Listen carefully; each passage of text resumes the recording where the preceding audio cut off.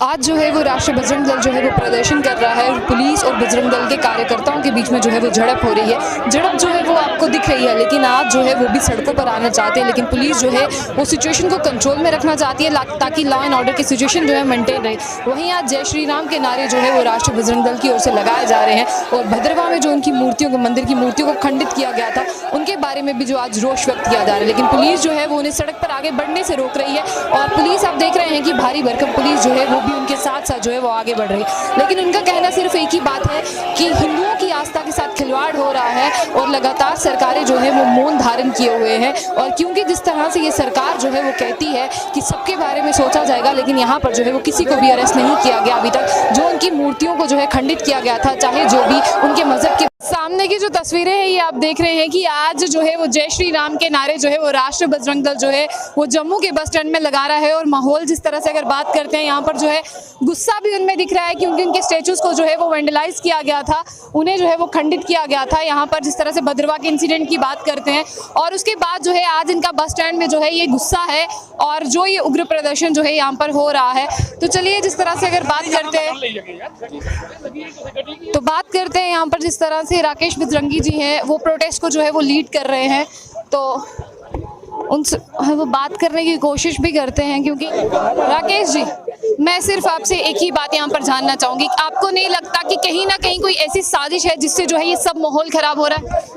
देखिए, ये urban country जो हैं उनकी साजिश है। कतर हो, कुवैत हो, अफगानिस्तान हो, पाकिस्तान हो, ईरान हो, ये सभी देश जो हैं एक साजिश के तहत हिंदुस्तान के अंदर एक सांप्रदायिक तनाव जो है वो फैलाने की फिराक में। लेकिन इनको क्या मुफात होगा, इनको क्या फायदा होगा? देखिए, ये हिंदुस्तान को, इनका पुराना रहा है कि हिंदुस्तान को इस्लामिक जो है देश बनाया जाए। जब तक हिंदू है वो इनकी मनोकामना जो है पूर्ण नहीं होगी कभी। कि इसको इस्लामिक स्टेट बनाने के लिए ये सब किया जा रहा है? बिल्कुल, ये कश्मीर की और पहले ये कश्मीर के ऊपर जिस प्रकार से पाकिस्तान का सहयोग करते रहे हैं और अब पाकिस्तान और अफगानिस्तान ये भारत के टुकड़ों पर पड़ने वाले देश हैं। आज ये हमें आंखें दिखाने लगे, हमारे टुकड़े खाकर आज ये हमें आंखें दिखाने लगे, तो हमारी केंद्र सरकार को कहीं ना कहीं इसके बारे में सोचना पड़ेगा। लेकिन केंद्र सरकार क्यों ढीला रवैया अपना रही है, ये समझ से हमारे जो है परे है। लेकिन अगर आप देखिए कि तनाव जो है वो बढ़ता जा रहा है दोनों कम्युनिटीज में, आपको नहीं लगता कि इस तरह से जो है नफरतें फैल रही हैं? सरकार को कोई कड़े कदम उठाने चाहिए, सोशल मीडिया पर भी सरकार को जो है वो लगाम लगानी चाहिए। देखिए, जिस प्रकार से कुछ चैनलों के द्वारा लगातार एक कम्युनिटी के जो है वो इंटरव्यू करके और लोगों को भड़काने का काम किया जा रहा है, वो कतई बर्दाश्त नहीं होगा। देखिए, जिस प्रकार से एक जम्मू के पत्रकार के ऊपर, मैं केवल उसके साइड नहीं ले रहा हूँ, कोई भी पत्रकार उसकी जगह होता तो मैं उसके साथ खड़ा होता। देखिए, आई सपोर्ट लिखने से हमें संविधान आदेश इसका मतलब आप ये कहना चाहते हैं कि जो भी प्रॉफिट मोहम्मद के खिलाफ जो कहा वो सही है? देखिए, मैं वो नहीं कहना चाहता, मैं किसी के धर्म के ऊपर कोई टिप्पणी नहीं करता, लेकिन सपोर्ट का मतलब ये है कि सपोर्ट उसकी बयानबाजी के ऊपर नहीं है। देखिए, अगर किसी की बेटी को आप रंडी कहोगे तो क्या कोई बाकी चुप बैठेंगे? तो हम सपोर्ट में खड़े नहीं होंगे कि रंडी कि देश का कानून है, देश का संविधान है, देश कानून से चलता है ना, कानून अपना काम कर रहा है। तो क्या इनको कानून के ऊपर यकीन नहीं? इसका मतलब ये कानून को मानते नहीं। तो मेरा ये मानना है, अगर किसी ने बात सुनिए, अगर किसी ने कोई टिप्पणी की है तो उसका फल जो है वो हमारा कानून देगा। उसका इंतजार तो कीजिए, कानून को अपना काम तो करने दीजिए। लेकिन आप लोग, अभी तो लाखों लोग जो है आई सपोर्ट लिख रहे हैं, लेकिन आप एक व्यक्ति को टारगेट क्यों कर रहे हैं? मैं ये पूछना चाहता हूँ, आप एक व्यक्ति के पीछे क्यों पड़ गए? ये पूछना चाहता हूँ। ये कहीं ना कहीं साजिश है, कहीं ना कहीं लोगों को भड़काने का काम एक व्यक्ति के खिलाफ किया जा रहा है। ये जांच होनी चाहिए इसकी कि कौन व्यक्ति है जो इस प्रकार की टीका टिप्पणी करके जम्मू का माहौल खराब करना चाहता है। क्या हम सड़कों पर नहीं आ सकते? हम बड़े प्रदर्शन नहीं कर सकते? हम सब कुछ कर सकते हैं, लेकिन हम देश के कानून को मानते हैं, देश के संविधान को मानते हैं, लेकिन हम देश के संविधान के, अपने कानून के बाहर नहीं जाना चाहते। लेकिन इन लोगों को भी ये जो है इस कानून का पालन, जिस प्रकार से भद्रवाह के अंदर टीका टिप्पणी की गई है, क्या वो कहां तक जायज थी?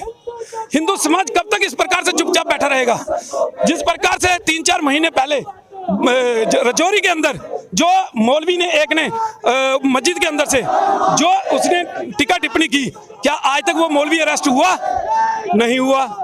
तो इस प्रकार से जब तक इन अफसरों को जम्मू की एक खूबसूरती रही है कि सारे मजहब जो है यहाँ पर मिलकर रहते हैं, तो कोई आपकी तरफ से मैसेज होगा कि यहाँ पर ब्रदरहुड जो है वो मेंटेन रहे? देखिए, मैं यही कहना चाहता हूँ कि जम्मू के अंदर तनाव ना हो, जम्मू का माहौल खराब ना किया जाए, किसी एक कम्युनिटी को जो है वो टारगेट ना किया जाए। सभी को अपना धर्म जो है वो प्रिय है, हिंदुओं को भी अपना धर्म प्रिय है, लेकिन इस प्रकार से हिंदुओं को पर्टिकुलर टारगेट किया जाएगा, उनकी आस्था के ऊपर प्रहार किया जाएगा, तो हिंदू कब तक सहन करेगा।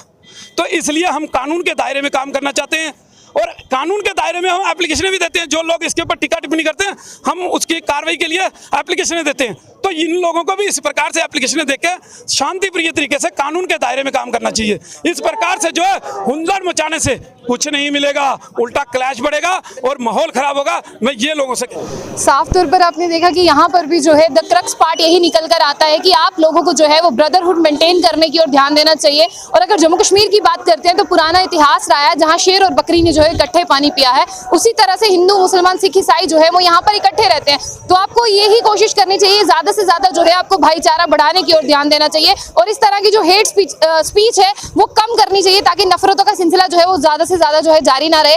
तो सरकार की अगर बात करते हैं तो उनको भी इस तरह से जो है फैसले लेने चाहिए कि जल्द से जल्द जो लोग सोशल मीडिया पर जो है कंटेंट वायरल कर रहे हैं जिसकी वजह से जो है नफरतें बढ़ रही हैं, उनको जो है जल्द से जल्द पकड़ा जाना चाहिए। तो ऐसी और भी अपडेट्स के लिए देखते रहिए जो बुलेटिन न्यूज़। आशा खान, अल्लाह हाफिज़।